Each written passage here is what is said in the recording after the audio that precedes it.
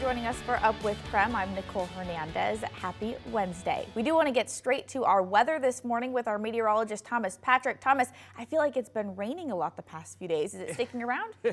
Yeah, it definitely has. It's been a bit more than wet. We've had more than an inch of rain in Spokane over the last 2 days combined. This morning, however, we're seeing some snowfall, especially as you're driving. You definitely see that in the headlights and the street lights out there. But that snow isn't necessarily sticking to the ground because our temperatures are above the freezing mark. We're at that like 35 and snowing situation, which is the complete opposite from last week when it was 12 degrees and rainy. It's all about how the temperature profile of the atmosphere is at the moment. And for us, that snow just isn't melting before it hits the ground, it's just melting as it hits the ground. So let's zoom in over Spokane and Coeur d'Alene. You can see that snowfall. It's actually coming down at a pretty good clip, especially from downtown and eastward through the valley, Liberty Lake. A bit more in the way of rain on the Idaho side of the state line. So Post Falls and Coeur d'Alene, probably just seeing it more as rain versus snow. But it is obviously a very close call. Again, temperatures are right around 36 degrees. So this is having a hard time sticking, but it will keep the roads wet for this morning. 35, the current observation for those areas. 36 out of Pullman, and even as warm as 42 in Grand Coulee, 38 in Moses Lake is significantly improved since yesterday. Same story with 40 degrees in Wenatchee, so not worried about any freezing rain, thankfully, this time around. Now, flood advisories do remain in effect for Spokane, Coeur d'Alene, the Palouse, as well as the Lewiston areas. Lower lying elevation areas might still be seeing some puddles and ponding, especially on those roadways. So just be cautious of those locations across these towns, and this is in effect until 4:30 p.m. today. Taking a live look outside right now, flooding concerns are still high this morning as the wet winter weather continues around the inland northwest. Like Thomas mentioned, parts of our region are under flood advisories right now. Several Spokane roads have standing water on them because of the melting snow and rain. Road crews are concerned snow buildup in storm drains is making it hard for the runoff to reach the drains. They're continuing to focus on clearing arterials and hills. The flooding busted a seal on the I-90 bridge over Maple Street. This caused water to pour onto the crosswalk down below. WashDOT does not have an estimated time for when they can fix it at this point. They say crews cannot make the repairs until the snow berms on the viaduct melt, so it will keep leaking until then. Structurally, though, the bridge is okay. And we're not the only ones dealing with flooding problems right now. Take a look at this. Over in western Washington, several communities had heavy rain creating flooding. Olympia saw a record high king tide measuring 18.4 feet. Des Moines also had some cars completely covered by water early this morning. Washington State Patrol says Snohomish County had 29 calls for collisions, disabled vehicles, and water on the roads. A big reason for those calls was drivers ignoring closed road signs. In South Seattle, one man considered just packing up and moving after his basement flooded with 2 feet of water. All of a sudden it just started coming in through the walls, and it went from being like that much water to, that much water just like that. The city of Seattle says they're prioritizing the communities hit the hardest right now, and they're also working on adding 2 new pump stations. And a heads up to drivers heading near Washtukna this morning. State Route 261 will be down to 1 lane because of a sinkhole. WashDOT East posted this on Twitter, saying workers will be directing traffic through the area south of Washtukna.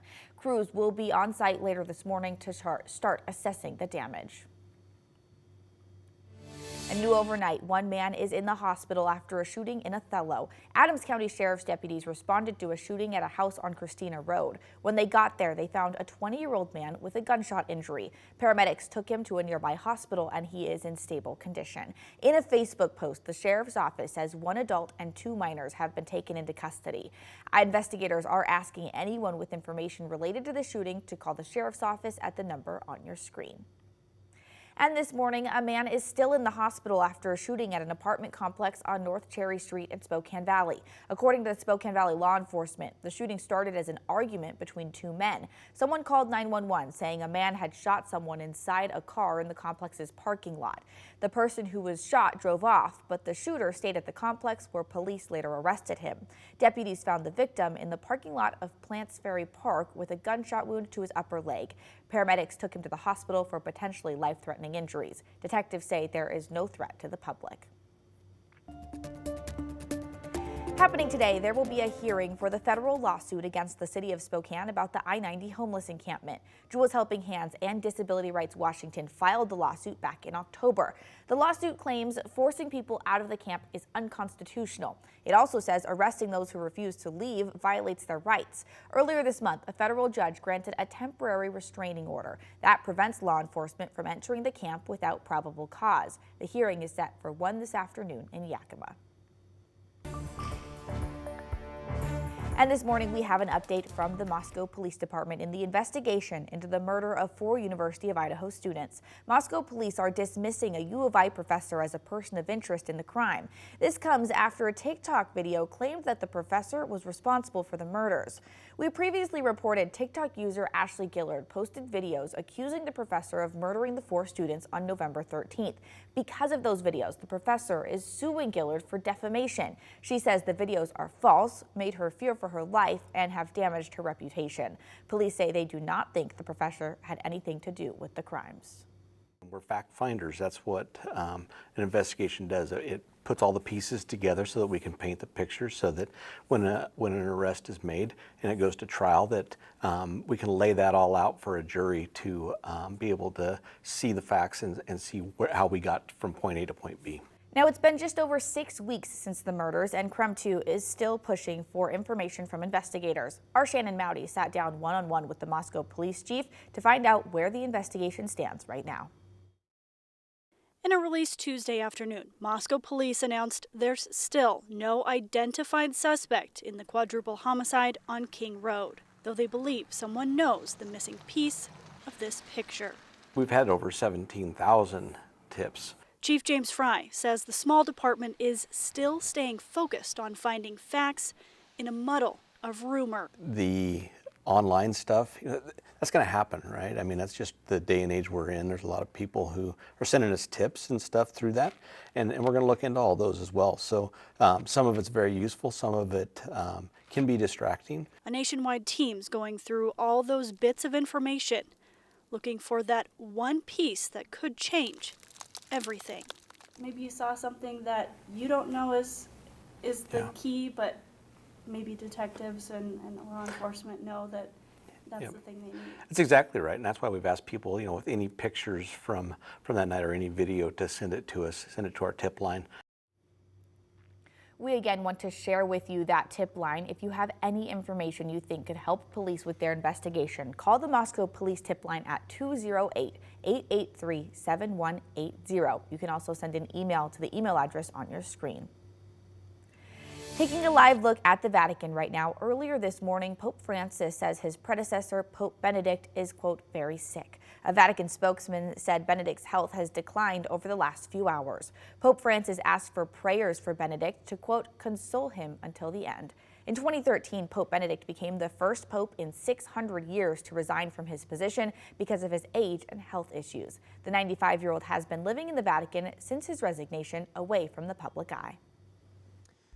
And here's the one thing you need to know about today's weather. We're seeing some snow showers and rain showers this morning, keeping everything pretty wet out there, but we're not expecting any snow accumulations in our lower elevations.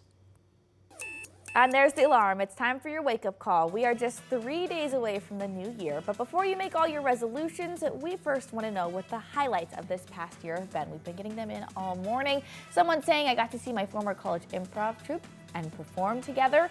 Let's see, best thing that happened to me in 2022 was getting a new job, and it's the best job ever. Congratulations. I'm so glad you love your new job. We want to hear from everyone. What is your favorite part of this year? Text us at the number 509-448-2000 or use the hashtag #UpWithKREM on social media.